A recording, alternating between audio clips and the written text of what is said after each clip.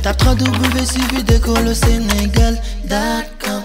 À école au Sénégal, c'est facile, tu n'as qu'à te connecter. Tape école au Sénégal, les leçons sont beaucoup plus détaillées. Bonjour chers élèves, donc bienvenue sur École au Sénégal. Donc Monsieur Niass avec vous pour la suite donc de nos travaux dirigés en sciences de la vie et de la terre. Aujourd'hui, nous allons nous intéresser à une partie, j'allais dire, à l'une des bêtes noires des élèves, à savoir dans les réflexes innés, les réflexes myotatiques. Et pour le cas des réflexes myotatiques, je n'ai rien trouvé de mieux que de vous proposer le baccalauréat simplement. Donc je vous ai proposé une épreuve que j'ai trouvée extrêmement instructive, qui regroupe beaucoup de notions donc utiles pour résoudre des exercices similaires, ou en tout cas portant sur le réflexe myotatique.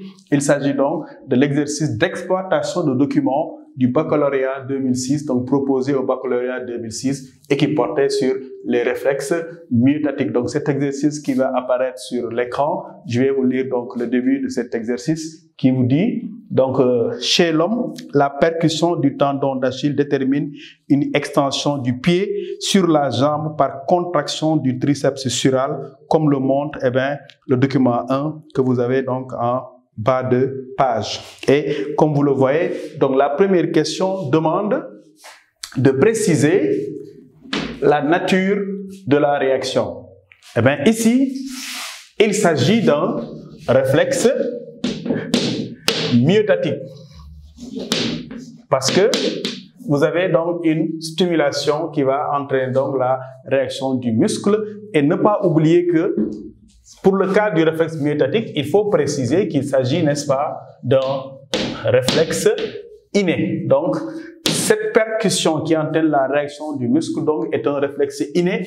Mais dans le cas d'espèce, puisque vous avez identifié que c'est une réaction automatique suite à une stimulation, c'est ça, ça suffit pour prouver que c'est un réflexe inné, une réaction automatique suite à une stimulation. Évidemment, la stimulation doit être efficace. Dans le cas d'espèce, la réaction obtenue est cette percussion du tendon, ce qui montre donc que ce qui a été stimulé, c'est le tendon qui est le récepteur ici. Et comme vous le savez, c'est un récepteur interoceptif, le tendon. Donc, on a affaire ici à un réflexe qui est interoceptif de type proprioceptif. Il s'agit donc du réflexe myotatique. Donc, comme je vous le disais les dernières vidéos, donc c'est à vous de prendre le temps de faire une capture d'écran sur l'exercice, de bien le lire pour pouvoir suivre, n'est-ce pas, la correction et comprendre les différentes étapes. Donc, dans la deuxième partie, donc, si vous regardez l'énoncé, donc l'énoncé nous dit, après cette première réponse, l'énoncé nous dit, en cas de lésion partielle, lésion accidentelle, deux situations donc peuvent être observées. La première situation, comme vous le voyez sur l'énoncé, c'est disparition définitive de ce mouvement en cas de destruction de la région médulaire lombosacrée. Donc, la région médulaire lombosacrée, c'est une région qui se trouve au niveau de la moelle épinière. Donc, quand vous voyez dans une expression médulaire, il s'agit donc de ce qu'on appelle la moelle épinière. Donc, soit vous avez donc une disparition, comme je dis, définitive en cas de lésion accidentelle de destruction de cette région de lombosacrée, ou bien vous avez également la disparition de cette réaction en cas d'atteinte irrémédiable de ce qu'on appelle le nerf sciatique. Dans ce cas-là, on nous précise juste en bas, disparition puis réapparition du mouvement après dissipation du choc traumatique en cas de section médulaire haute. Ce qui veut dire que si la section est haute, vous avez affaire à une perturbation qui va être passagère. Ces documents, si on nous demande l'interprétation, la première chose à voir, c'est que la région médulaire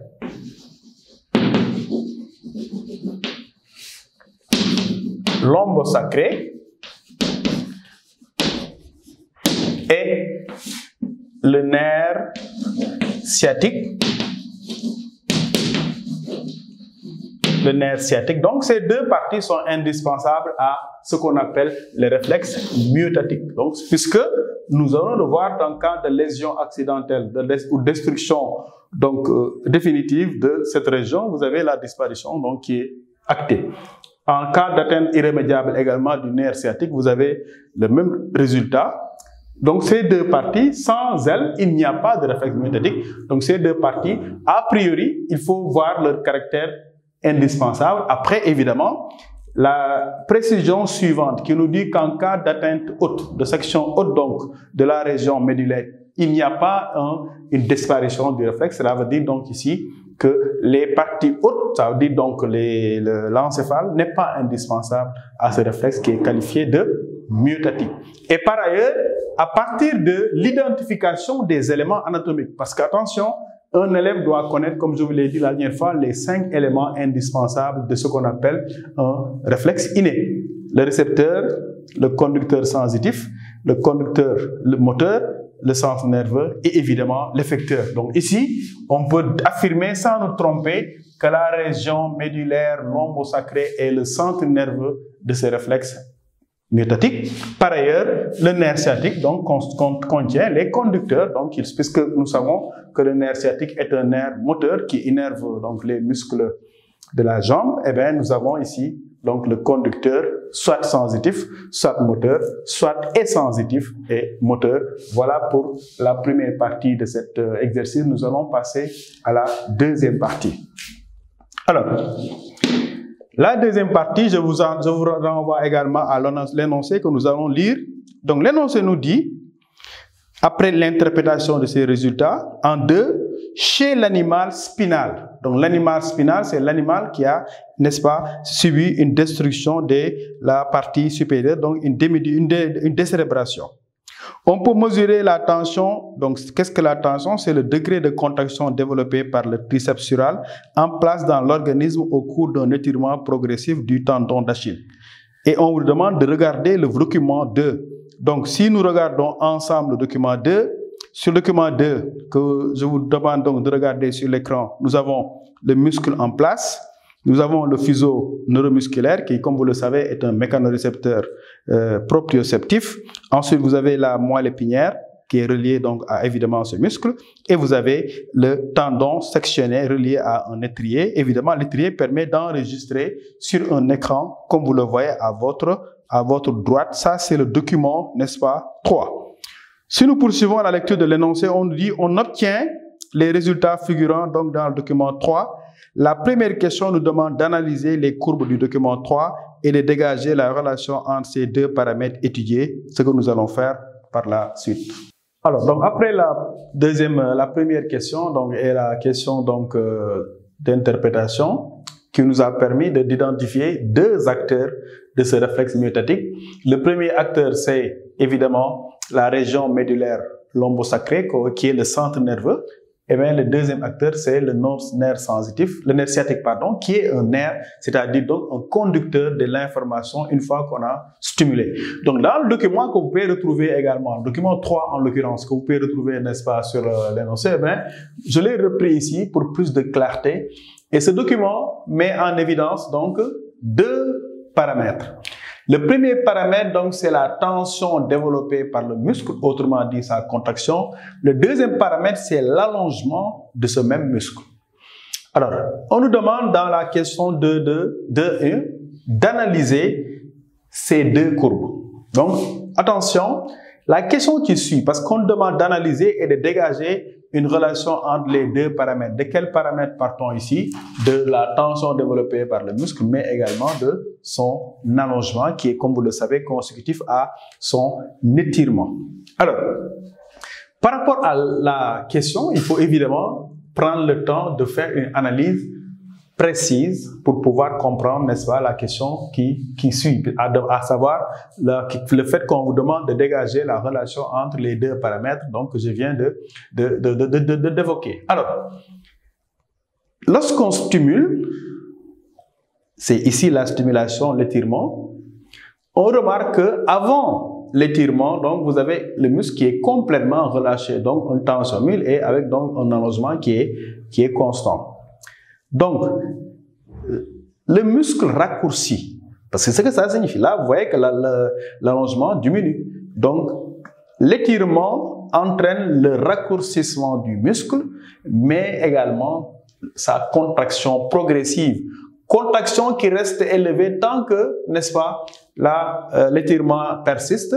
avant de diminuer parce qu'on a arrêté l'étirement. Donc, vous voyez ici l'allongement, ça veut dire donc que le muscle raccourcit et se contracte. Donc, vous voyez un muscle qui se contracte, raccourcit. Vous voyez, la distance est raccourcie, comme ça. Donc, la relation qu'il faut tirer ici, mais c'est que c'est l'allongement, c'est l'étirement qui est à l'origine de la contraction. Donc, c'est l'étirement du muscle. Donc, on a ici une contraction du muscle suite à son propre étirement. Conséquence, vous avez un réflexe myotatique. C'est ça même la définition de réflexe myotatique. On appelle réflexe myotatique la contraction d'un muscle suite à son propre étirement. Voilà donc la relation qu'on peut dégager entre ces deux phénomènes. Maintenant, on nous demande dans la suite, la question 2.2, quel est le mécanisme qui est mis en jeu? Mécanisme qu'on peut d'ailleurs schématiser. Mais ce qu'il faut comprendre, c'est qu'ici, on a comme mécanisme un réflexe inné. Donc, dans la tête, l'élève doit avoir un arc réflexe. Donc, qu'est-ce qui se passe ici? L'étirement et le stimulus. Attention. Donc, c'est l'étirement ici qui va stimuler un récepteur intramusculaire qu'on appelle le fuseau neuromusculaire ou bien le récepteur neurotendineux. Si c'est au niveau du tendon comme ici, c'est pas au niveau du muscle, mais c'est au niveau du tendon qu'on aura des mécanorécepteurs. Eh bien, ces mécanorécepteurs ou organes neurotendineux de Golgi, comme on l'appelle, le point de départ, c'est leur stimulation. Donc, la stimulation qui est due à un étirement, phénomène mécanique, sera transformée au niveau de ces mécanorécepteurs en phénomène électrique qu'on appelle potentiel de récepteur. Le potentiel de récepteur, vous voyez, on est à récepteur. Qu'est-ce que c'est récepteur? Nerf sensitif. Le potentiel de récepteur, quand il atteint un certain seuil, entraîne la naissance de messages nerveux qui vont passer par la partie sensitive, donc les fibres sensibles du nerf sciatique, message afférent, jusqu'au niveau de la région qu'on avait déjà indiquée, à savoir la région qu'on avait appelée tout à l'heure, donc la région médullaire lombosacrée, qui est le centre nerveux. Au niveau du centre nerveux, puisqu'il s'agit d'un réflexe myotatique simple, vous avez donc une synapse qui permet, voire monosynaptique, qui permet de transformer le message afférent en message efférent. Donc, il va se passer quoi? Il y a la transformation donc du message sensitif en message moteur. Le message moteur va emprunter les fibres motrices cette fois, les motoneurones donc de ce qu'on appelle le nerf sciatique, et puis ça va arriver au niveau du muscle pour provoquer, grâce à ce qu'on appelle la plaque motrice ou les plaques motrices, une contraction du muscle suite à son propre étirement. Voilà, il s'agit donc d'un mécanisme inné, réflexe inné, qu'on appelle donc le réflexe myotatique. Voilà la réponse à la question 2 qui nous demande de préciser le mécanisme mis en jeu pour cette question. Tape www.suividecolosénégal.com